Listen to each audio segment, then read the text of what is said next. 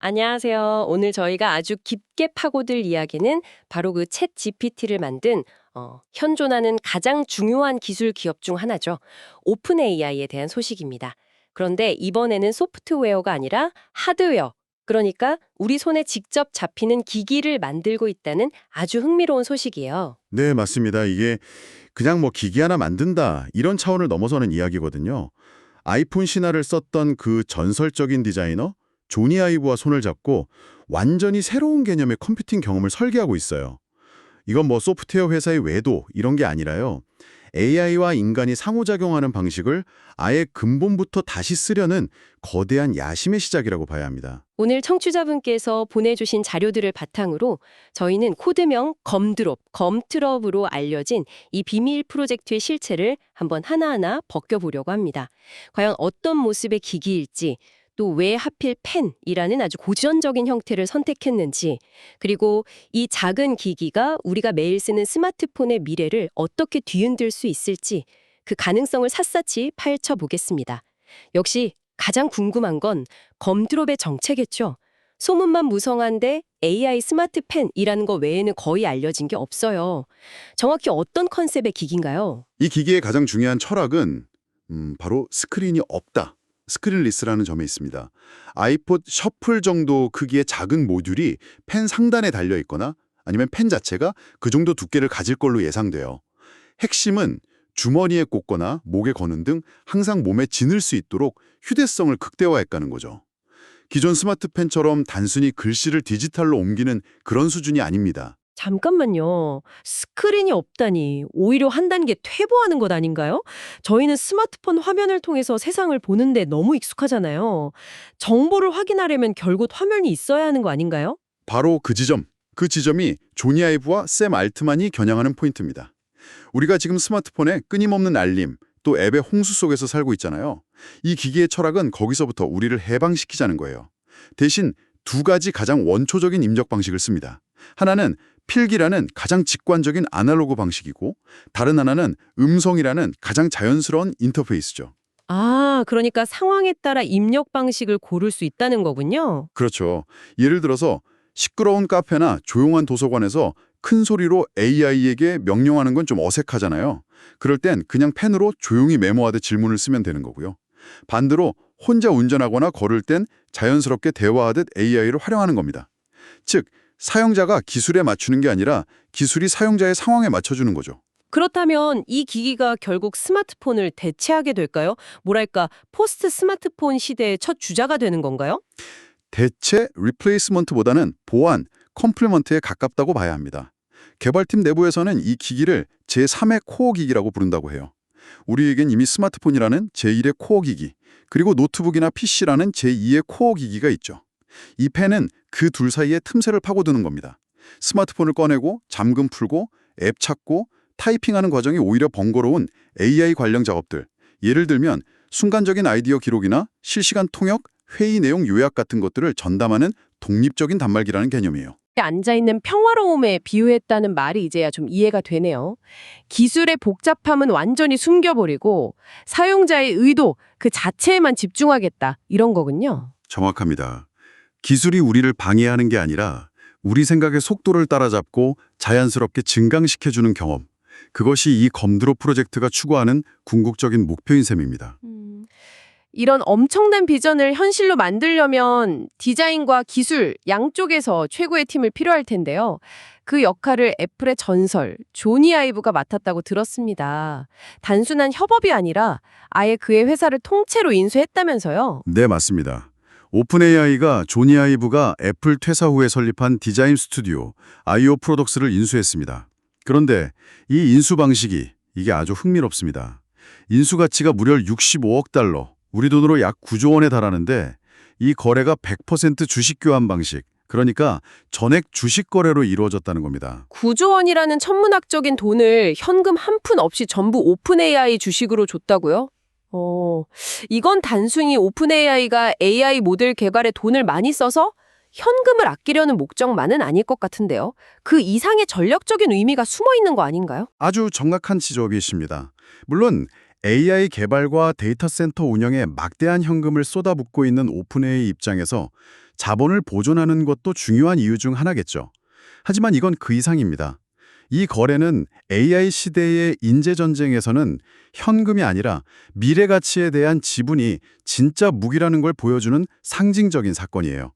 조니 아이브가 그의 팀에게 오픈 AI의 주식을 줌으로써 이 프로젝트의 성공이 곧 우리의 막대한 경제적 성공이라는 아주 강력하고 직접적인 동기부여를 심어준 거죠. 최고의 인재들은 더 이상 월급 보고 움직이지 않아요. 세상을 바꿀 로켓에 함께 올라타길 원하죠. 단순한 기업 인수를 넘어서 미래의 비전을 담보로 최고의 인재들을 영입하는 에퀴할링의 가장 극적인 사례라고 볼 수 있겠네요. 그냥 디자인 용역을 맡기는 것과는 차원이 다른 아예 한 배를 타게 만든 거군요. 그렇습니다. 그리고 배에 올라탄 사람이 조니 아이브뿐만이 아닙니다.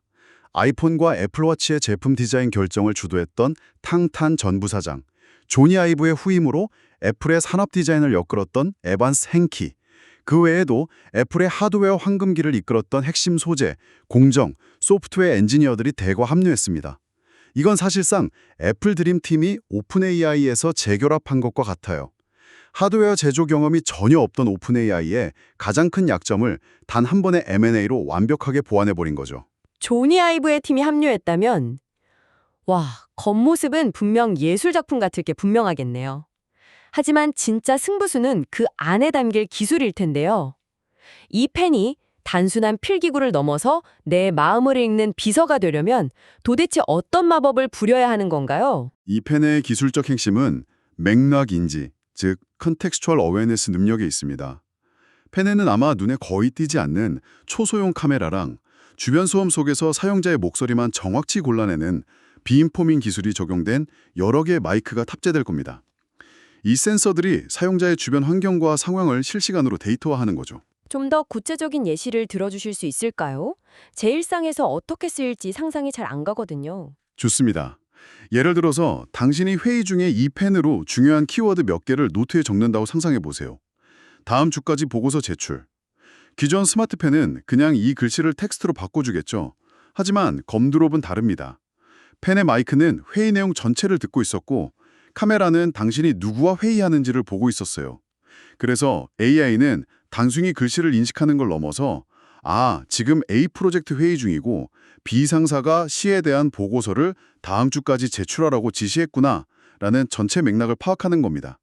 그리고는 당신에게 묻지도 않고 자동으로 캘린더에 A 프로젝트 보고서 초안 마감 일정을 등록해 주는 거죠. 와, 제 회의 노트를 보면 저도 못 알아볼 때가 많은데 회의 내용 전체 맥락까지 파악해서 자동으로 할 일을 정리해준다면 정말 제 일하는 방식 자체가 바뀔 것 같네요.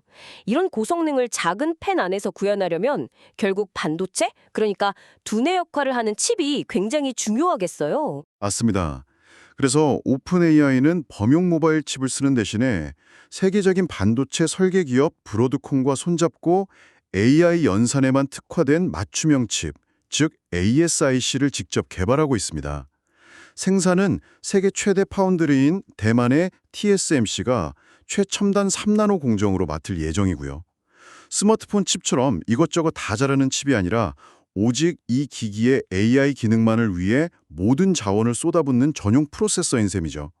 전력 소모는 최소화하면서 AI 출원 성능은 극대화하는 게 목표입니다. 설계부터 생산까지 그야말로 반도체 업계의 어벤져스를 모았군요. 그럼 이 부품들을 조립하는 최종 제조는 어디서 하나요? 이 공급망 문제에서도 흥미로운 지정학적 변화가 있었다고요? 네, 바로 이 지점에서 AI 기술 패권 경쟁이 현실 세계에 얼마나 깊숙이 개입하는지가 드러납니다. 초기에는 애플의 주요 협력사이기도 한 중국의 럭스쉐어를 유력한 제조 파트너로 고려했어요. 기술력도 입증됐고 생산 단가도 낮출 수 있으니까요. 하지만 최근 그 계획을 완전히 철회하고 대만의 폭스콘으로 방향을 틀었습니다. 럭스쉐어도 아이폰을 만드는 곳인데 굳이 파트너를 바꾼 이유가 뭘까요? 가장 큰 이유는 데이터 보안과 지정학적 리스크입니다. 한번 생각해 보세요. 이 기기는 사용자의 음성, 필기, 심지어 주변 영상까지 상시 수집할 수 있는 어떻게 보면 가장 내밀한 개인정보 수집 장치입니다. 이런 민감한 데이터를 다루는 기기를 중국 기업이 생산하고 그 데이터가 중국 내 서버를 거칠 수도 있다는 가능성 자체를 미국 정부와 소비자들이 용납하기 어려웠을 겁니다. 또 언제 터질지 모르는 미중 무역 갈등의 불똥을 피하고 안정적인 공급망을 확보하려는 선제적인 조치이기도 하고요. 결국 AI라는 최첨단 기술의 미래가 실리콘밸리의 연구실이 아니라 미중 간의 지정학적 역학관계에 의해 결정되고 있다는 걸 보여주는 상징적인 장면이네요. 그럼 생산기지도 당연히 중국을 피하겠군요? 명확하게 탈중국 기조를 보일 겁니다. 폭스콘이 최근에 대규모 투자를 단행하고 있는 베트남이 최종 조립 기지가 될 가능성이 가장 높고요. 일부 고부가 가치 부품이나 초기 물량은 상징적인 의미에서 폭스콘의 미국 위스콘신 공장에서 생산될 수도 있습니다. 메이드 인 USA라는 마케팅 포인트를 얻을 수도 있으니까요. 알겠습니다. 그런데 말이죠. 이 모든 이야기가 굉장히 장밋빛으로 들리긴 하지만 사실 저희는 이런 기기들의 실패를 이미 목격했잖아요. 포스트 스마트폰을 외치며 등장했던 휴메인의 AI 핀이나 레빗 R1처럼요. 시장 반응은 처참했습니다. 오픈 AI의 이 펜은 대체 뭐가 다르다고 자신하는 걸까요? 또 하나의 비싼 장난감으로 끝나지는 않을까요? 그건 정말 중요한 지적이고 아마 오픈 AI 팀이 매일같이 스스로에게 던지는 질문일 겁니다. 휴메인과 레빗의 실패 원인은 명확했어요. 반응 속도는 끔찍하게 느렸고 기기는 불덩이처럼 뜨거워졌죠. 하지만 가장 결정적인 실패 이유는 스마트폰으로 훨씬 더 빠르고 쉽게 할 수 있는 일을 굳이 돈을 주고 다른 기기로 해야 할? 이유를 사용자에게 전혀 증명하지 못했다는 거죠. 네, 바로 그겁니다. 오픈 AI의 거음드롭은 그들과 비교해서 세 가지 결정적인 차별점을 가집니다. 첫째는 모델의 우위입니다. 휴메인이나 레빗은 오픈 AI의 9버전 GPT 모델을 API 형태로 빌려다 썼어요. 남의 엔진을 빌려서 차를 만드는 격이니 최적화의 한계가 명확했죠. 하지만 오픈 AI는 어떤가요? 자신들의 최신 AI 모델, 아마도 GPT-5나 그 이후 버전을 하드웨어 설계 단계부터 완벽하게 맞춰서 최적화할 수 있겠군요. 하드웨어와 소프트웨어를 한 회사가 모두 만드는 애플이 항상 가졌던 그 강력한 무기, 수직 계열화 말씀이시네요. 바로 그겁니다. 두 번째 차별점은 폼 팩터의 효용성입니다. AI 핀 같은 기기는 AI 기능이 몸통이 되는 순간 그냥 옷에 달린 무거운 장식품에 불과해요. 하지만 이 펜은 어떻죠? AI 기능이 잠시 멈추거나 네트워크가 끊기더라도 그 자체로 여전히 필기구라는 명확한 물리적 용도가 있습니다. 사용자가 항상 몸에 지니고 다닐 이유가 훨씬 분명하죠. 그 점이 정말 영리하네요. 최악의 경우에도 최소한의 기능은 하는 셈이니까요. 마지막 세 번째 차별점은 역시 조니 아이브의 존재감이겠군요. 맞습니다. 조니 아이브의 디자인 파워죠. 그의 디자인은 단순한 전자기기가 아니라 사람들이 갖고 싶어하고 소유하고 싶어하는 하나의 오브제로 제품의 격을 끌어올리는 힘이 있습니다. 기능적 효용성을 넘어서 감성적인 만족감까지 제공할 가능성이 높다는 것, 이것이 기술만으로는 따라잡을 수 없는 강력한 차별점입니다. 종합해보면 이 검드롭 프로젝트는 단순히 신제품 하나를 출시하는 걸 넘어서는 훨씬 거대한 전략의 일부로 보입니다. 출시 시점과 오픈 AI의 궁극적인 목표는 무엇이라고 정리할 수 있을까요? 앞서 말씀드린 맞춤형 칩 개발 및 양산 일정을 고려하면 출시는 2026년 하반기에서 2027년 사이가 될 것으로 보입니다. 가격 정책은 아직 미정이지만 아마 기존 챗GPT 유료 구독자에게 기기를 할인해 주거나 아예 고가 구독 모델에 기기값을 포함시켜서 진입 장벽을 낮추는 방식이 유력해 보입니다. 하지만 더 큰 그림을 봐야 합니다. 이 프로젝트의 최종 목표는 바로 플랫폼 독립입니다.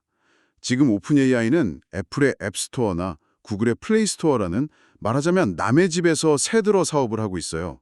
30%에 달하는 수수료를 내야 하고 플랫폼의 정책에 따라 사업이 제약받을 수도 있죠. 하지만 자체 하드웨어를 수백만, 수천판 대 보급하게 되면 어떻게 될까요? 더 이상 애플과 구글의 눈치를 보지 않아도 되는군요. OS 종속에서 벗어나서 사용자 데이터에 직접 접근하고 개발자들을 위한 독자적인 AI 생태계를 구축할 수 있는 발판을 마련하게 되는 거네요. 바로 그겁니다. 결국 구글과 애플이 20년 가까이 장악해온 모바일 생태계 균열을 내고 자신들만의 AI 제국을 건설하려는 야심이죠. 이 펜은 그 거대한 제국을 여는 첫 번째 열쇠인 셈입니다.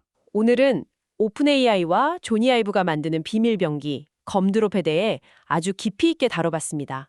펜이라는 가장 아날로그적인 도구에 최첨단 AI를 결합해서 스크린 중심의 디지털 세상에 완전히 새로운 질문을 던지고 있네요. 이 프로젝트의 성공은 단순히 기술력에만 달려있지 않습니다. 오픈 AI가 과연 우리에게 수십 년간 익숙해진 스마트폰 화면을 내려다보는 습관 대신에 펜을 집어들게 만드는 새로운 행동 양식을 제안하고 또 설득할 수 있느냐에 달려있죠. 기술이 우리 삶에 더 시끄럽게 개입하는 것이 아니라 공기처럼 조용하고 깊숙이 스며드는 앰비언트 컴퓨팅 시대를 향한 인류의 가장 거대한 도전이 이제 막 시작됐습니다.